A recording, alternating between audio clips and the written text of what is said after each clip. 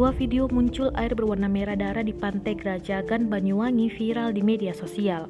Awalnya video itu diunggah lewat akun Instagram @anreli48 di Instagramnya pada Selasa 3 Agustus 2021. Dalam video itu, air berwarna merah darah keluar dari pasir di pesisir pantai.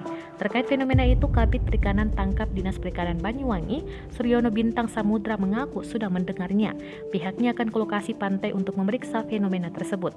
Menurutnya, biasanya air berwarna merah di pantai disebabkan oleh alga dan plankton yang mati. Ia mengatakan informasi sementara baru terjadi di Pantai Grajagan. Suryono menuturkan fenomena red tide ini biasa terjadi saat perubahan musim sebab ada perbedaan suhu di dasar dan permukaan laut. Perubahan suhu ini menyebabkan plankton dan alga mati. Dampak dari red tide ini bisa berbahaya bagi ekosistem biota laut sebab biasanya mengeluarkan zat amonia yang mengakibatkan ikan-ikan di area tersebut mati.